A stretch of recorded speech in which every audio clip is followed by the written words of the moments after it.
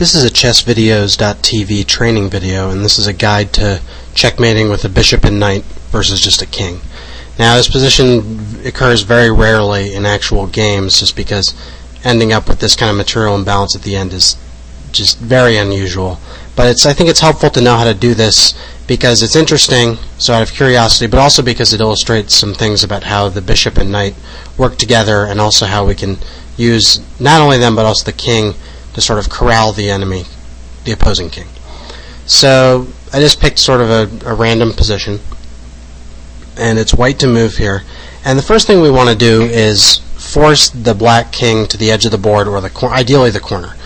Now, one note about these kind of positions is you can only checkmate in the corner that is the same color square as your bishop. So in this position, we could only checkmate in a dark squared corner, so either A1 or H8. The light squared corner, we can't deliver checkmate. We could only maybe stalemate. So what we're going to have to do is force the king, the enemy king, from the light squared corner to the dark squared one. So as a defending point, if you want to make this as hard as possible on your opponent, if you're on the weaker side, head for the light squared corner. And because it takes so long to checkmate this way, in some lines 31 moves from this position, you'll want to put up as stubborn a defense as possible because you have good chances to draw. But the first step, we're going to obviously look at how to do this from the stronger side. And the first step I like to do is, if we can get all of our pieces in the center here, then just because the black king can't occupy these central squares, he's already going to be pretty close to an edge of the board. And this is going to see black putting up the most stubborn defense, and there are lots of possible variations, so it's important to notice the ideas of how these different pieces are working together. So the bishop is attacked, so just bishop e5, king e3 for example, and we're going to try to get our king into the center, and that way we'll already have forced the black king closer to the edge.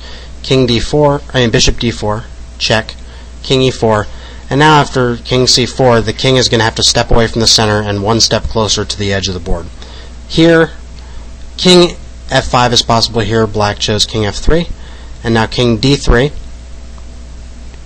Now, another thing we can exploit is we know that if black is putting up a strong defense, he's going to head to the light squared corner. So while we could play king d5 and it would be good, we know that probably after king d5, black is not going to play king f4. So king d3 makes sense.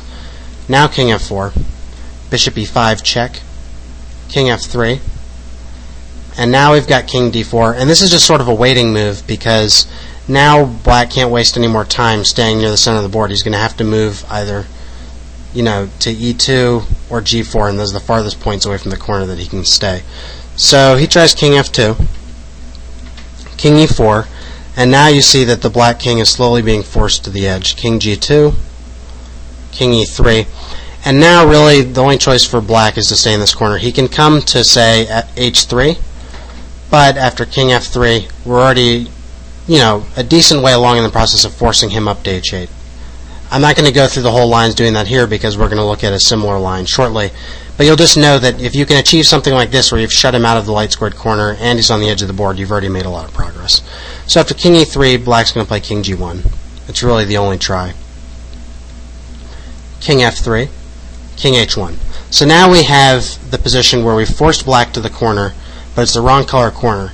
So this is pretty much the critical position for these kinds of endgames, is you're going to have to force the black king from h1 all the way to a1, or up to h8.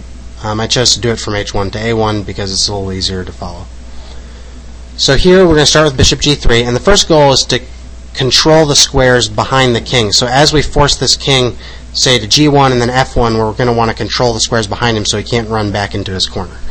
King g1, knight e5, and this is just starting to get the knight into position. We want to bring the knight close to the bishop and king because the bishop and king alone are not enough to force the king to sort of shepherd the king over into the opposite corner, as we'll see. So king h1, knight d3, and we can finally see that we're bringing the knight to f2 to control this light square because the bishop obviously can't control a square, so we need to use the knight. King g1, knight f2. Finally, we're controlling h1, so the black king has no choice but to step one step closer to a1 and ultimately checkmate. So now, bishop h2, and this is sort of a standard idea, bringing the knight to f2, shutting it out of h1, and now we've brought the bishop to h2, shutting the king out of g1, so he has to come to e1. Now the position starts to get a little bit trickier because we need to somehow reposition the knight so it controls f1 without letting the king escape. So we come to e4, and now this is the first critical juncture. There are two possibilities for black here. Black can either try to head back for the corner and slow white down, or black can try to escape the net because he's a little bit faster than white king and come to d1 and c2. So why don't we first look at f1. We're going to look at both possibilities. So he's taking the stubborn way, but now, again, we've maneuvered the knight so it can control f1, the light-colored square. Now it's forced to come to e1, and now we have king e3.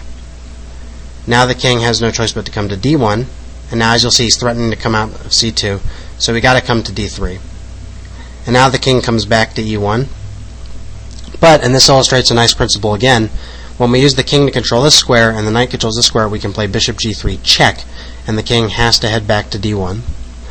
And now again we're going to need to maneuver another theme. We're going to have to maneuver the knight so that we can control d1. So we play knight c4, just as we played knight, I think we played knight e4 earlier in a similar idea. So we play knight c4, king c1, and now one possibility is, I think the best move is bishop e1. This is sort of a waiting move. It's repositioning the bishop on the queen side, so it'll be ready for action here, and also just waits to see what black does. King d1. We'll look at this first. Bishop c3, and now we're ready after king c1 to play knight e3, controlling this square. So black has no choice but to come to b1. And now, of course, we can't smoothly bring our king to c3, so we got to come to c4 to reposition the king to b3. Now, black can attempt a2, but he's really still forced into the corner. So if he plays king c1, we just have king b3, king b1 only choice, and finally bishop d2, king a1, and now we have mate in just a few moves. And this is a standard mating pattern here. Knight c2 check, forcing the king away. Then note how the bishop controls c1. We play knight a3 check, forcing the king into the corner. The king has no escape squares. Bishop c3 checkmate. So as we saw, we forced the king all the way from h1, step by step to a1, using the knight to control the light squares, and using the knight and king and bishop to keep the black king from escaping the first rank. So let's go back a little bit. Instead of king c1, if say black tried king a2, that's another possibility, trying to sort of break free and make a run for that corner, we just have king b4, and he's got to come to b1, and then king b3, and the mate is the exact same. King c1, we have to give up a tempo. And that's another important idea. If you can't play bishop d2 right away, you give up a tempo, force the king to come over, and now take control of c1. Actually, let's do it with bishop a3. King a1, and a similar mating idea, knight c4, king b1, knight d2 check, king a1, bishop b2 mate. So we've seen two more ideas. And that one shows how when black tries to get away this way, we can just use our king to hold him in. So going back a little bit farther, instead of king d1, trying to take the approach where black constantly tries to run back the corner, let's try king b1. And the point of this line is that maybe he can slip away through a2 and b3. But as we see, king c3, king c1, and now knight e3 controls the light square. And so we're going to have checkmate through a very similar manner, giving away a tempo, and again, checkmate. So as we see, the lines from after knight e4 running back to king f1 are not going to be enough because we have the knight d2 check idea and then running the king over here. So the only other try, and sort of the trickiest one for white, is where after knight e4, black plays king d1 and is trying to run the king to the queen side, because note how in the last line we were able to keep our king sort of with the opposition to the black king, so he couldn't quite escape over the queen side very easily. But now it looks like he's going to get to c2 and possibly to freedom. And if he can bust out, then it might take more than 50 moves to checkmate, in which case it's going to be a draw. So king d1, king e3, and this leads to one of the other critical position in these endings after king c2, the very important idea, knight d2. It looks really strange because it looks like black is going to be able to escape, but it doesn't work. So the first thing we should look at is king c3, and it looks like black has a new hope of escaping to the queen side. And here is the critical idea, bishop d6. Note how, amazingly, the knight and bishop alone control all the flight squares here. They build a wall through here and these two squares, and thanks to the king, it's completely hopeless for the black king to escape to a8 and the light-colored corner. So he's got to play something like king c2 or king b2. Let's just look at king c2. And now bishop b4, and this is sort of a standard way to use the knight and bishop together to control the enemy king. Bishop b4. Actually, let's look at king e2. That's another possibility. King c3, bishop c5, again controlling the king's squares, king c2, and now bishop b4. And the point of this is that it doesn't allow the king to come back to d1. It controls that light square. So after king c1, king d3. Now if he tries to come to d1, we have knight c4, and note how the dark square is controlled, so he can't escape that way. King c1, knight e3, finally controlling that light square. King b2, king c4, no hope for the black king to escape to a8. King b1, and finally king b3, and this should be looking very familiar. King c1, white gives up a tempo, bishop d2, knight check, check, and checkmate. So as we can see, after knight d2, king c3, and then the key move, bishop d6, the bishop and knight control all the escape squares, are going to lead to a win after here and king e2. This move is critical because it keeps the king out of d1. So after knight d2, the only other hope really is king b2, which looks strong because he can if he can get to a3, he's going to make it to a8. But similarly, we have bishop d6, and this is again the same idea, is that the bishop and knight work together to corral the black king. King c3, bishop c5, king c2, and finally bishop b4.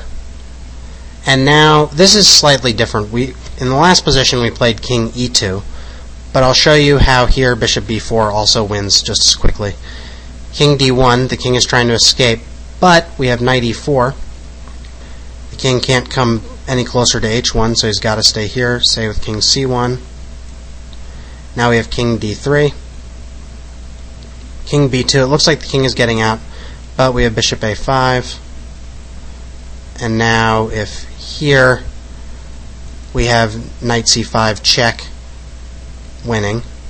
So the only hope is, or the only try really is king b1, when bishop d2, king b2, knight c5, and again we see this is sort of a rotated version of what we were doing before, where the knight and bishop are controlling the king. Again, king a2, king c2, and now we're going to give checkmate in this kind of position. King a3, giving up a tempo, king a2, bishop b4, the exact same idea.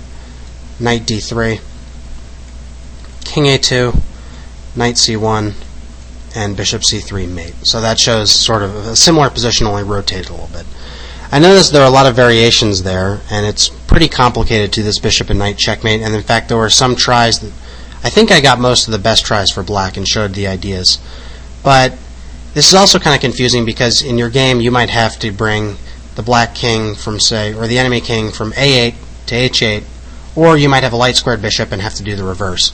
So the key is, if you want to learn this, is to watch it a few times and then maybe play it against a chess computer or a friend where you have the bishop and knight, and to use those ideas we were looking at where, say for example, when the king tries to escape, we play a move like bishop d6 and we use your knight and the bishop together to form a wall to sort of keep in the black king. And then the initial strategy is pretty straightforward. It's just trying to get your pieces into the center, and black will almost be forced towards one edge of the board or the other since your pieces are centralized. So it's a pretty tricky checkmate, but if you watch the video a few times and try it out against friends or a chess computer, you'll learn it in no time. And if you have any questions, please post them.